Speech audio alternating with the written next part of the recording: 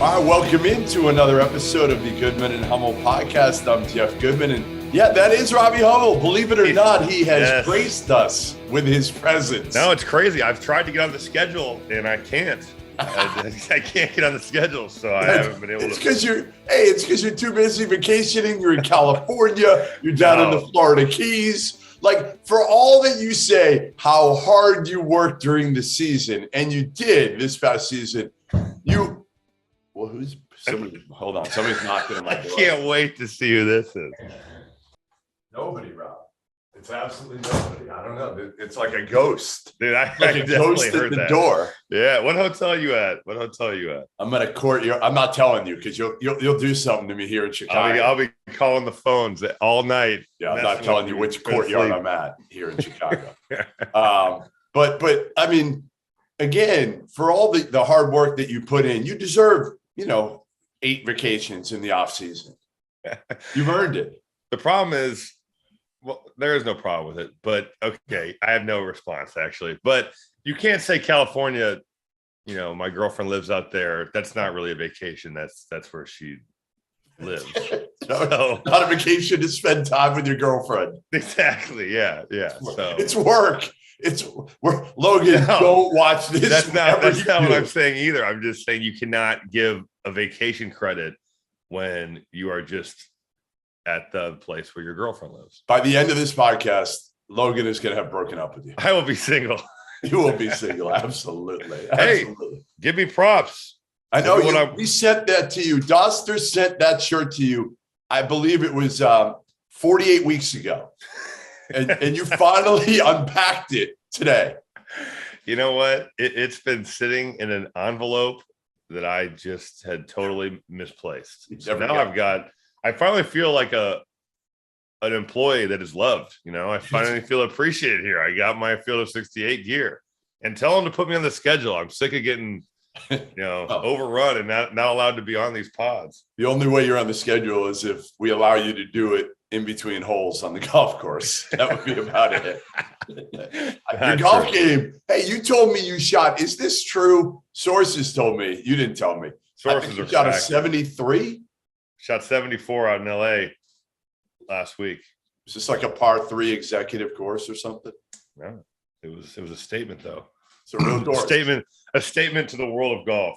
And hopefully, so is this now we're transitioning after your 3-on-3 failure last summer? We are now fully transitioning into the golf world. You're now going to be you and Steph. You're going to be on the Steph tour of golf. I want to be on the Pro-Am tour. Where you can find a way to play in these sick pro-ams. You know what's funny? I played in this charity golf event a couple years ago. It was tied in with 3-on-3 down in Puerto Rico, and Frankie Muniz was one of the celebrities from Malcolm in the Middle. Yeah. He told me that he plays in something like 70 events a year. A lot of them around his hometown, but then they paid for his trip to Puerto Rico to play in this event. He said he just goes around and plays. So I want to be like Frankie Muniz. That's who I want to be like now. You're going to retire from broadcasting. No. I don't want to do it in the winter. This needs to be. You should do it year round. Forget the winter. Make it a year round thing. I have to work sometime. I've got to work sometime. I can't just get on the Pro-Am charity golf circuit. But that's a real thing. Yeah. I mean, Kevin Dillon from Entourage, who played Johnny Drama, was there. He plays in a lot, it seemed like. And Muniz was saying he's playing all the time in these bad boys. Yeah. There's a lot of retired. And you see on TV some, there's the one out in Tahoe where Steph plays and a lot of athletes play. But, yeah, I got to keep grinding so I can get on that tour. After my 3-on-3 decline, now it's all about Pro-Am golf. It's over. All right, let's get to the NBA draft because that's what everybody wants to hear. Our opinions of who are the winners, who are the losers, best picks. We'll go through some of that right now. Let's start with the top of the draft, though, before we get into some of that, which, I don't know how much you were paying attention, but it was crazy because, everybody thought Jeff Weltman, Orlando were going to take Jabari Smith all the way through. And then it flipped in Vegas. Like some sharks knew what was going on here. Somebody knew what was going on. Some people got paid for sure. I did not get paid. Just so you know, I did not. You were working last night. You earned a check. I was, but I like where Weltman and Orlando went with this pick. I actually think it was the best way to go, which was Paolo Banchero over Jabari Smith at the end of the day. Chet Holmgren never truly in the discussion from what I was told. I mean, maybe in the discussion, but not heavy under consideration for the number 1 overall pick. But here's what I think. Paolo is going to impact winning right away. Like, they got better today with drafting Paolo Banchero. I'm not sure you could say that with Jabari Smith. I'm not sure Jabari Smith is any better today than a healthy, and this word is used loosely, Jonathan Isaac today. No, I'm with you. I honestly, though, they could have taken any of those 3 guys, and I would have thought they had a good draft. Yeah. My big takeaway from the draft last night was that, wow, the top 5 picks actually had some pretty good drama. Yes. It was actually usually it's all right. We pretty much know, and it was the 5 guys that I think everybody thought would go, but it was entertaining to watch the start and not kind of just have the picks unfold in the way that we necessarily all thought. I was reading last night about the Vegas stuff and how the odds were really kind of funky and then flipped, and multiple times. There's some people who definitely knew and definitely cashed in a lot of money. I guess when I think about the draft last night, and I'm going to blame you for this, because you started this BS back in like the 2000s and 2010s, watching the draft on TV, even if you weren't following on Twitter, which occasionally I was, and Twitter ruins the NBA draft if you're about watching it. Yep. For example, when I was drafted in 2012, I knew who was picking me, not because they had called me with the 58th pick, because I'd seen some asshole like you tweet it out. And I was like, well, I hope this is right.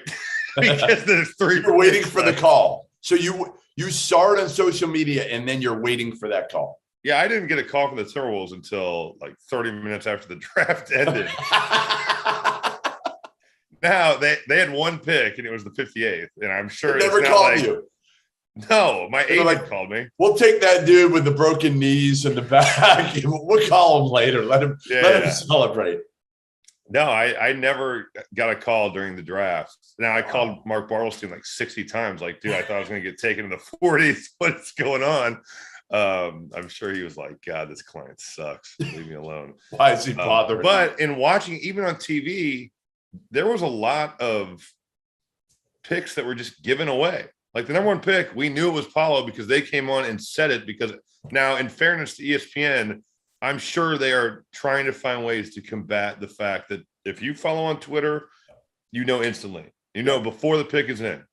But it made watching the draft and trying to ignore my cell phone, for which I guess maybe just you can't do. It just kind of made it suck. It's hard because it's hard. But I get why they're doing it. I do understand. Yeah, you're naturally going to go to social media because that's what you do. So you're going to note things. So then you're like, and it's hard too. The other part with the NBA draft that sucks is it's not like the NFL draft where immediately the trades get put into action right away. That makes it tough too, because that was highly confusing. Clearly, it always is for a lot of people last night. Right. They can't. I remember when I did the draft I think I did it 4 years in a row. You had to say the right wording. I forget what it was, but you couldn't say like he was traded. Doug McDermott, was traded for whatever. It had to be like, I forget what the wording was, but it was stupid. It was stupid. They got to figure it out. The NBA draft, honestly, isn't very good, especially when you compare it to the NFL. Well, the NFL is an event, right? It's a multiple day event. I mean, they're putting stages in the Bellagio fountains, right? They really do. They've done a poor job, and I blame it on probably the NBA more than I blame it on ESPN. They have to get together with ESPN. And the other thing is, listen, I'll say it. You can't, but I'll say it. They need more people that know the college players, and you should be on it. I mean, honestly, I do mean that. You or somebody like you should be on it, whether it's you. And Billis was on the ESPN one, but ABC didn't have anybody who knew any of the players. I mean, Stephen A., Jalen Rose, I think Chennai was on. None of them watch. I mean, none of them watch. And it's comical to me. I saw a tweet this morning. Somebody sent it to me of Skip Bayless raving about Oklahoma City's pick of Jalen Williams, the one who went to Santa Clara. And I'm just cracking up. I'm like, come on, what are we doing here? Like, I think Skip watched a lot of those games. Yeah, it's just, the one thing I was on Colin Cowherd yesterday. The one thing I've always appreciated about Colin Cowherd is whenever he's had me on, whether it was when he was at ESPN or now at Fox, he will readily admit, I don't know anything about college hoops. Like I don't. That's why he's having you on, right? Right. And there's nothing wrong with that. That's you and I want to hear in other sports, people that know that sport. I don't want to hear you and me talk about hockey, even though I've become a hockey expert now due to or we could break down the nickel coverage in next, your next Sunday's NFL game. Yeah. I mean, so I want to hear people that saw these players. I want to hear people that you covered NBA games too this year. Like do you know the NBA as well as college? No, but you know enough of it. You can talk about, Dalen Terry going to Chicago. You did both games. Anyway, all right, let's get back. Real quick, though, one more thing that I think is always a takeaway for me from the draft is the undrafted guys that don't get picked. And some of them make decisions where you're like, whoa, like why? Some of them are seniors. But it always blows me away when I look at the list, and we're going to talk about, I think a little bit later, who should have gone back to school. It's amazing when you see the list and you're like, dude, it is really, really hard to be drafted in the top this year, 58 guys. Because you look at the list and you're like, stud college player. I mean, Gavoni tweeted it out. It's like 4 tweets long. And you're like, you're looking at these guys and there's so many. Go ahead, read a few of them right now. As the sun comes out and small businesses are back in business, LinkedIn Jobs makes it easier to grow your team. LinkedIn Jobs helps you find the people you want to interview faster and for free. Create a free job post in minutes on LinkedIn Jobs to reach your network and beyond to the world's largest professional network of over 810 million people. Then add your job in the purple hiring frame to your LinkedIn profile to spread the word that you're hiring so your network can help you find the right people to hire. Simple tools like screening questions make it easy to focus on candidates with just the right skills and experience so you can quickly prioritize who you'd like to interview and hire. It's why small businesses rate LinkedIn Jobs #1 in delivering quality hires versus leading competitors. LinkedIn Jobs helps you find the candidates you want to talk to faster. Did you know every week nearly 40 million job seekers visit LinkedIn? Post your job for free at linkedin.com/good. That's linkedin.com/good to post your job for free. Terms and conditions apply. I mean, Justin Lewis, Travion Williams, Darian Sebron, Ron Harper Jr., Alondis Williams, Colin Gillespie, Kofi Coburn, Kenneth Lofton Jr., Scottie Pippen Jr., Johnny Juzang, Brady Manick, Gabe Brown, Darius Days, Jared Roden. I mean, James Akinjo. Those are all Americans and all conference players. And I just think it's very easy to lose track of the fact that the NBA is always going to be the 450 best players in the world. Yep. And it is so hard to break in, whether it's through free agency or the G League or the draft or however you do it.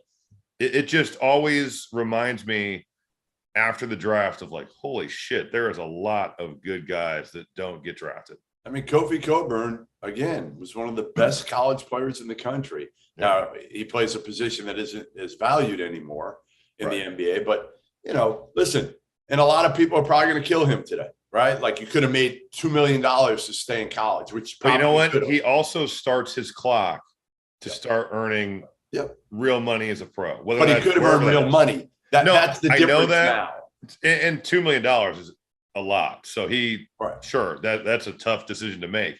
Before NIL, I could see where guys, or even before the collectives of NIL, I could see where guys are like, okay, I could make $35,000, $50,000, whatever, but I need to go start building my career so that I can start making real money as a player. Yep. But when it's $2 million, that is, I mean, there's not many guys overseas that are making $2 million. I think he would have made $2 million if he had gone back in the portal, somebody, if it wasn't Illinois, somebody else Illinois- would have paid him. Illinois collective has, I mean, they've certainly supported But that. but he might have been done with school. That's the other part we don't realize. It's like, Yeah. hey, listen, some of these guys don't love school, and they're saying to themselves, "Yeah, I could have made more money, Kofi maybe, but you know what? I'm done. I'm done with it." And you can't blame them if they're checked out of it or whatever. Anyway, all right, give me your biggest winner in the draft was who, Rob? Who do you think came out? And I think I know who you're going to say. I've got two teams, Detroit and Houston. I got Houston. I got Houston. I'm with you with Houston. I love the Rockets draft. You don't like Detroit? I don't know yet. I My thing is, like the potential of it.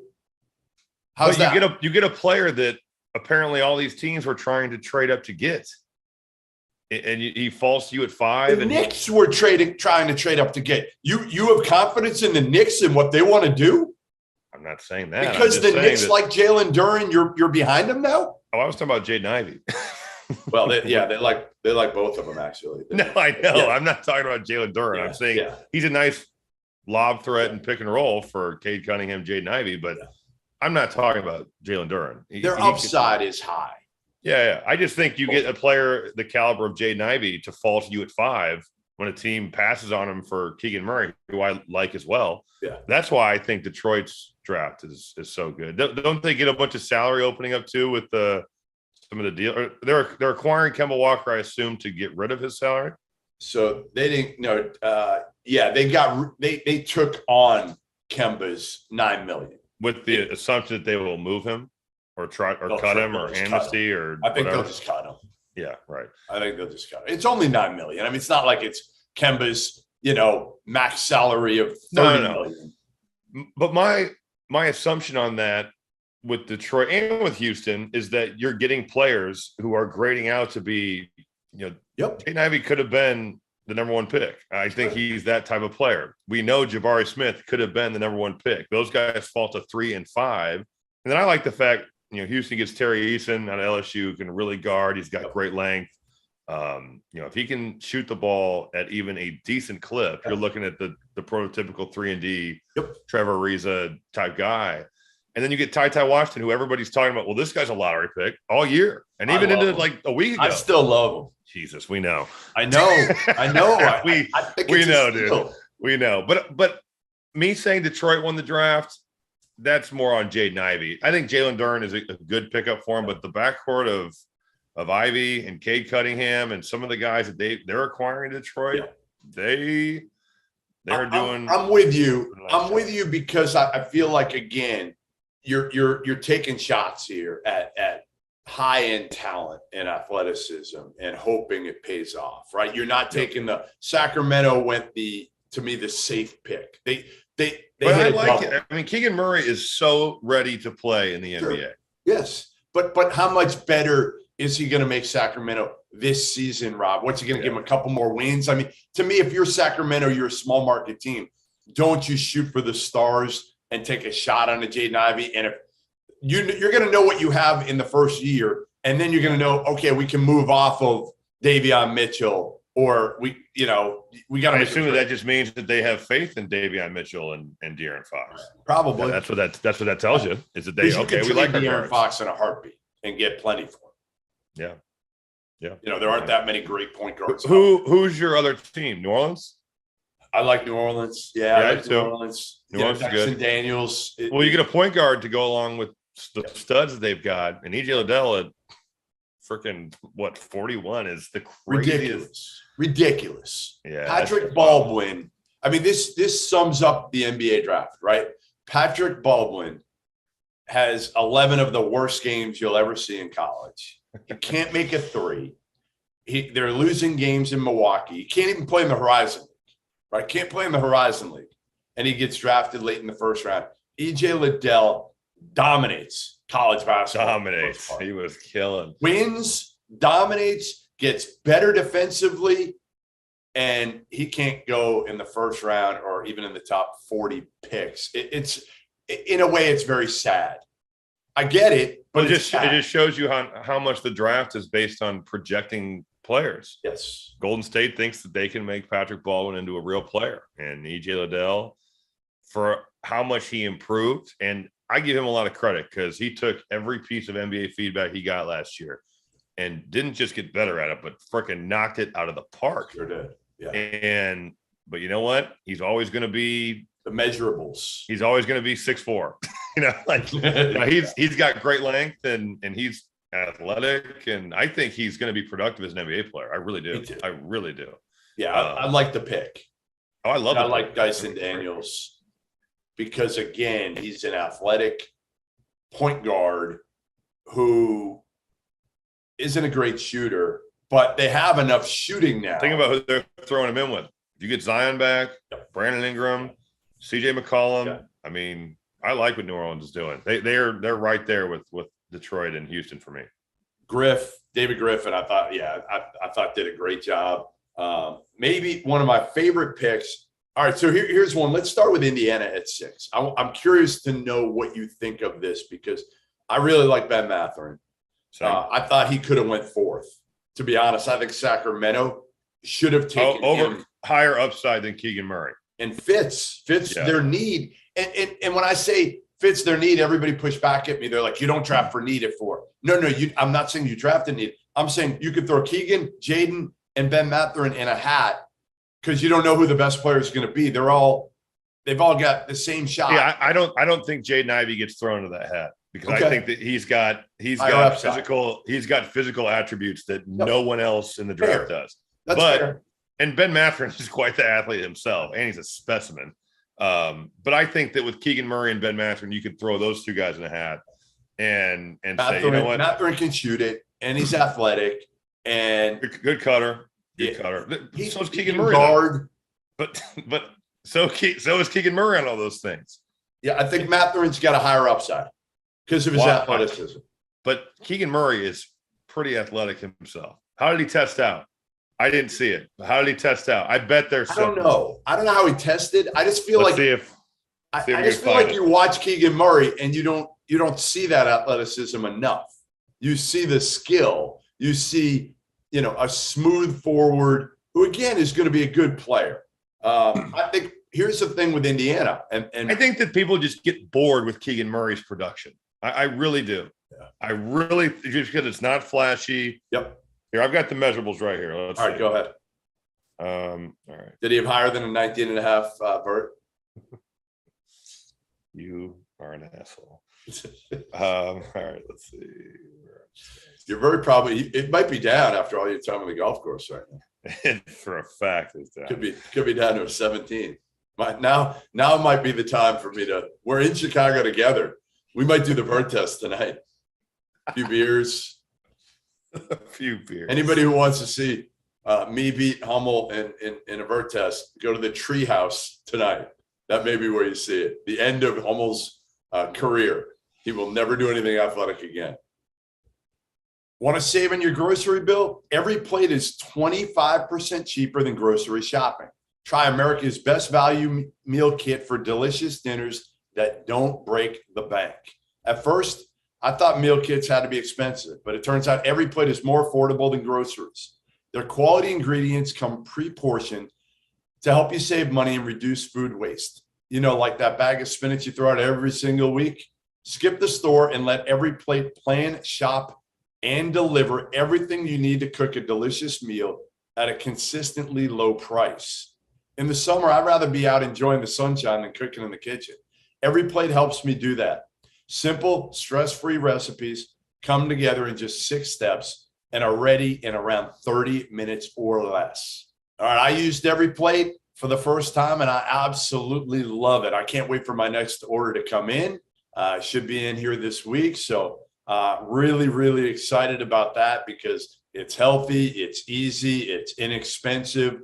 It's just $1.79 per meal by going to everyplate.com and entering the code Goodman179. Again, $1.79 per meal, everyplate.com. Enter that code Goodman179. That's up to $104 value. All right. You know what? These are all like measurables. They don't have the vertical. All right. Anyway, listen, can you have enough shooting? Because Indiana added Ben Mathurin. They've already got Halbert, they traded for him last year. They've got Buddy Hield. They've got Malcolm Brogdon. Those are 4 pretty good guards that can all shoot the hell out of the ball. They probably got to move one of them, but yeah. I feel like that's Brogdon's been in these trade rumors forever. I mean, he's got to be like, I have no idea where I'm playing next year. Yeah, he'll probably. All right. Let's get to it. We only got a few more minutes here. Let's get to some of these other picks and what you like the best. I love Cleveland getting Ochai Agbaji because I think he can help them immediately as a 3-and-D guy, and they're a team that is close. Like they got a lot of good players. Garland, they added Mobley last year. I think this is a great pick, getting Ochai at 14. No, I agree. I think Ochai Agbaji is just such a winner. Yep. Good intangible guy. Yep. Another guy that you're looking at is he can be that Trevor Ariza. He can be a guy like that. And I think that's something that the NBA seeks out so hard when they're looking for it. He's a no-brainer. I like Liddell at 41 just for the sheer value it provides. I mean, that dude's a first-round pick to me. I really think that. And I think he's going to have a really good career in the NBA, whether that's in New Orleans or elsewhere. It's pretty hard to believe that this dude, they're talking about him going at 20 and he falls to 41. I'll stay in the Big Ten. I love the Malachi Branham pick at 20 to San Antonio. I think the potential is so high for him to watch him and see him all year and have the light bulb kind of go on. They went potential with all 3 of their picks. San Antonio. Think about Jeremy Sohan, Baylor, Malachi Branham, and then they go Blake Wesley. Yep. No, I know. That's 3 all guys. All 3. Pop will never see the light of day when any of them reach close to their potential. But if you hit on one of them, if one of them becomes like a real dude, and then like you probably of those 3, one won't make it. One probably becomes a dude, and the other becomes like a good rotation guy. Yep. No, I all right. Who didn't you like? Who had the worst draft, Rob? The worst draft. The Knicks. All right, so I'm going to play devil's advocate, and but they got picks. Who knows who the picks are? Like they're conditional, so you don't know. But they're just clearing space to get Jalen Brunson, aren't they? No, I would assume. I mean, they hired his dad. They hired his dad. His agent is Leon Rose's son. Yeah. So like everything, if Jalen Brunson does, it's almost like if Jalen Brunson doesn't go to the Knicks, it's almost like when Patrick Baldwin chose and would have chose Duke over his dad. It's like the same deal. Like, isn't he going to go to the Knicks? Probably. I can only imagine if my dad is on a staff, I would probably go play for him. My dad's on the staff. My agent is the son of the GM for the Knicks. Like, it's just now here's my bigger question to you. If you're the Knicks, is Jalen Brunson the answer? Is he the guy you're going to get? That's what I was wondering. They kept saying that. And again, I watch way more college than NBA, and I watch a little bit of the playoffs, and I kind of, helicopter in to do some Bulls fill-in last year. But I know he's a good player, but is he like the answer? I would think that you're like, we are moving cap space for Kevin Durant. Right. We are moving cap space for LeBron James, Kobe Bryant. You know what I mean? Like Jalen. I know he was good in the playoffs, but I was surprised to hear that. He's not an all-star. And I'm not totally the most informed, and I don't watch every NBA game. I watched a bunch of him, and man, has he gotten better. And Jason Tatum, I could see, we're clearing cap space for him. There are like 25 guys in the NBA that you would be like, okay, you know what? Those are guys that I figure it out. Like Jalen Brunson wouldn't be one of those 25, but Steph Curry, if you're the Knicks, if you're the Knicks, Rob, you got to get a point guard. And who are you getting? Okay, Malcolm Brogdon, Jalen Brunson. But Brogdon's more off the ball, isn't he? He can play a combo. He's a combo. He can play point. Karis LeVert was playing more point for them when they were together. Kyrie. You want Kyrie in New York? Is Kyrie Irving ever going to pick a team and just stay? Oh, he's going to ruin a team and then leave. Oh, Jesus. That's what's going to happen with every team. He's going to ruin them and leave. I wish I was a better player, so I could have just done whatever I wanted. Instead, I was like, I need to do everything right. And I still was like, oh. Pretty much. Yeah, I know. Right, the one that baffled me, I don't know if the loser is the right word, but Sam Presti at Oklahoma City just continues to confuse me. Like, this dude, at some point, you've got to get players that impact winning. Like, I mean, they got a lot of long athletes. Like, okay, Chet Holmgren at number 2, like super talent. But would it shock you, Rob, if next year Chet Holmgren has no impact really? Well, he would be, to me, out of the top 4, the big 4 that you could have considered for the first pick. He would be the one that scares me the most because I just think physically the league is a man's game. Yep. It's they always talk about how the league stands. NBA is no boys allowed, right? And he looks like a boy. His physique is concerning. Yeah. But he certainly has potential to be a stud. Right. His skill set at his size is crazy. I am still baffled. There was all those reports that came out about him not doing the treadmill heart test at the combine. That scares the shit out of me as a GM. I assume Oklahoma City. Well, in order to play, he's going to have to take a stress test. Right. You can't. They're not going to certify his contract without a physical. But I assume when he visited Oklahoma City, they put him through enough that they had all the information to make sure that everything was kind of copacetic there. But yeah, I mean, you go Chet at 2, you then 12, 11. 12 was Jalen Williams, which they already had from Santa Clara, who again was in the WCC. So that's going to be a little bit of a jump. You took 2 guys from the WCC, and then you trade for number 11. And you take a kid in Ousmane Dieng that everybody feels like is still years away, not a great shooter. What do you need more than anything? You need shooting at Oklahoma City. So I just feel like Sam Presti is just confusing right now. And I didn't like the draft at all. Memphis, like I liked it. David Roddy and Jake LaRavia, like as pieces. I feel like with one of those picks, I would have taken a guy like a Blake Wesley that had maybe more upside at the end of the day. That's all. Like they took 2 good pieces. That's what they did. Yeah. This wasn't a bad pick, but I think it was surprising to me was the Keegan Murray over Jaden Ivey pick. And I've talked a lot about Murray because I really like him.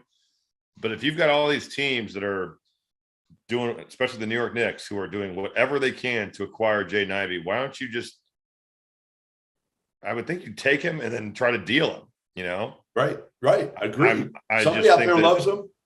We know. The Knicks it seems like a lot of teams, maybe you know this better than I, that a lot of other teams were also trying to trade up to 4 to take him. No, Sacramento should have done that. They should. Why would you not do that? Yep. Move back. And that's no way a diss at Keegan Murray. I think he is going to be good. Good pro. Yeah. Yes. Yeah. Good pro, just not as high an upside as Jaden Ivey. But Jaden Ivey also could be a El Busto, or he hits it. Like he's got things that he needs to improve on. It's not like he is a ready-made surefire pro right now, but he has, the way he moved was different than everybody else I watched in college last year.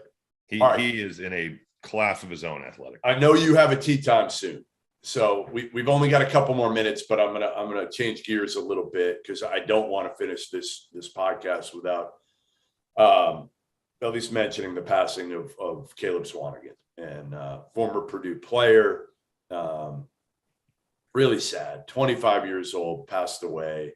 We still don't know the cause of his death, but was always a sweet kid. Like I remember meeting him on the AU circuit, and it was just kind of a big teddy bear type of kid. And I know for you, as being a former Purdue player, a Purdue alum, it had to be tough reading the news and hearing about Caleb passing. Oh, it was awful. It was certainly shocking. And, with Caleb Swanigan, I was around his freshman year because this year I got hurt playing in Italy and I was rehabbing at Purdue. So I got to know him, but it was one of those deals too, where he's a great kid. I didn't feel like I knew him well though. There was definitely a wall up. And I think as time went on into his sophomore year, that wall came down and I know his teammates loved him. I know his coaches loved him. The saddest thing to me, though, is that for Caleb Swanigan, it seemed like the hardest part of his life should have been behind him. Yeah. You're homeless. His weight was an issue. He gets that under control. He was with Roosevelt Barnes, who's an NFL agent. And I give him a lot of credit for helping Biggie out and getting him kind of in a place where he could become what he did as a high school recruit and a McDonald's All-American. And, Caleb was incredible at Purdue. The numbers he put up are incredible. I know people kind of forget, I think. They do. And he goes to the NBA, and you just never know what somebody is going through, right? Like you look at this kid and you're like, man, he beat homelessness. Man, he beat his weight issues. He beat all this stuff. He's an All-American. He's a draft pick. He's playing in the NBA for the Portland Trailblazers and the Sacramento Kings. But boy, it's just you can never tell. It's just the saddest deal. I was just in a funk the whole day, but I think the mark he left on Purdue, the mark he left on his teammates, his work ethic is something that from watching that year at Purdue, unbelievable. 3-hour practice, go lift weights, 45 minutes on the Stairmaster. Yeah. Who is doing that? It was just like to the point where you almost want to be like, dude, we play Michigan State in 2 days. Rest your legs. You don't need this, And he would go out and get 20 and 10. He still would do it, I know. I can't believe he's gone, Rob. I just, some of these things that have happened lately. Adrian Payne, guys that whether you played against, and now Biggie, and these are guys that I knew when they were kids. Yeah, right. When they're 15, 16 years old, and it's like, you're 25. To have that taken away so much from more your whole life. Totally. It's sad. I'm glad you brought that up because I feel just horrific for his family. It's tough. It's tough. And again, it's one of those things where you never know. Like you said, you never know what somebody's going through. And social media that doesn't help. It's such a fraudulent place sometimes. That stupid ass picture comes out of him going to the courthouse and everybody clowns him. It's like that doesn't help. Right. This dude's a person. Yep. He's going through something. But all right. Well, listen, on that sad note, we leave you with a special edition, draft recap edition of the Goodman and Hummel podcast. Hopefully we'll get Rob back now next week. See you guys in 6 months. Just kidding. He's got his shirt. He's ready to go. I'm geared out. Golf course, and you're paying for dinner tonight. That's all I know. Oh, man, you're the one that makes the big bucks on this podcast. All right. Goodman and Hummel podcast. We'll see you next week.